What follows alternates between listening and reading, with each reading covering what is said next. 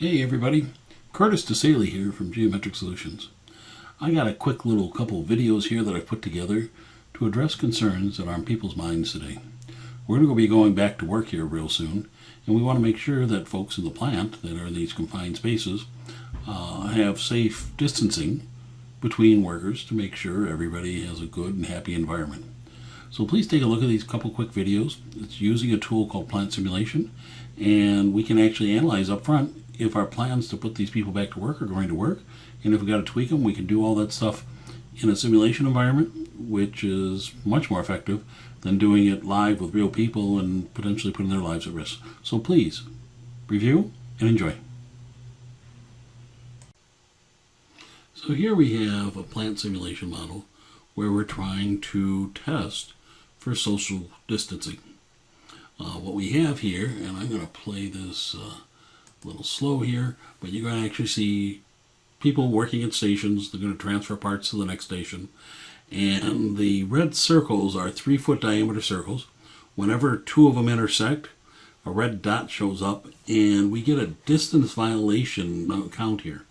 So what we wanted to do was take this existing line, and the proposal was to add these fences to promote social distancing. It helps, but at the same time, we do violate that 6-foot rule with this simulation. So this needs a little more consideration. So what's great about this tool is I can test this out. I can propose alternatives and make sure that we don't violate this. What I'm going to do is speed this up a little bit.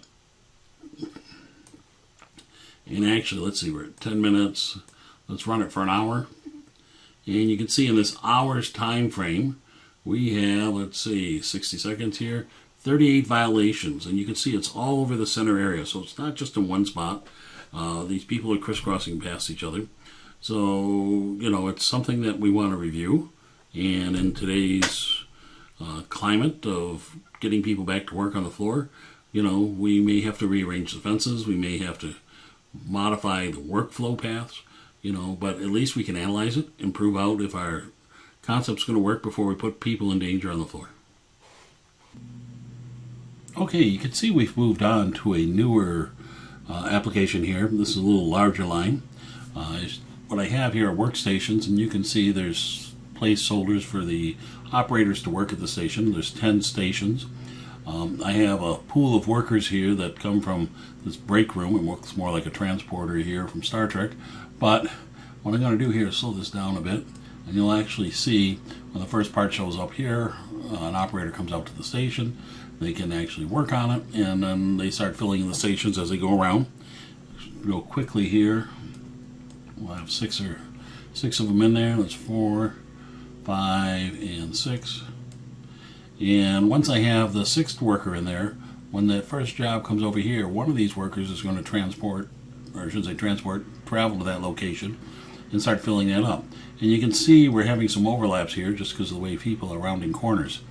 You know, our test application here where we put these safety fences in actually starts narrowing the area of walking that folks can walk through to get from one station to another.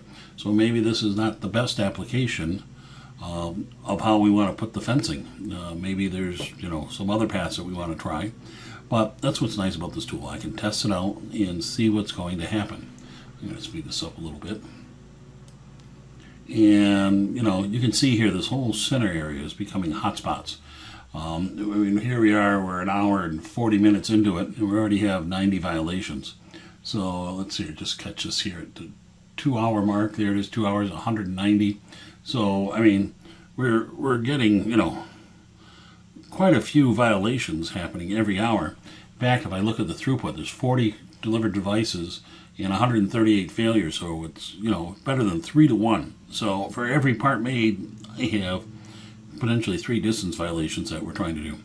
So, you know, I can test this out through use plant simulation.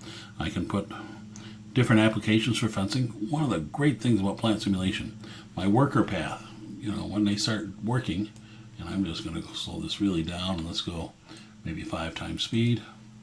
You can see the operator actually walks out to the station, and because this obstacle's in the way, he actually walks around it. So I just tell the operator he has to go to this station or whichever station is calling them, and the software actually figures out the path to get there. So in this case, I have a physical obstacle. They have to go around the obstacle to get it. So I can keep putting fences in here and testing it multiple ways and see what's the best way to lay that out to make sure my team is safe when I start putting them back to work, and make sure we have a healthy team and a happy team.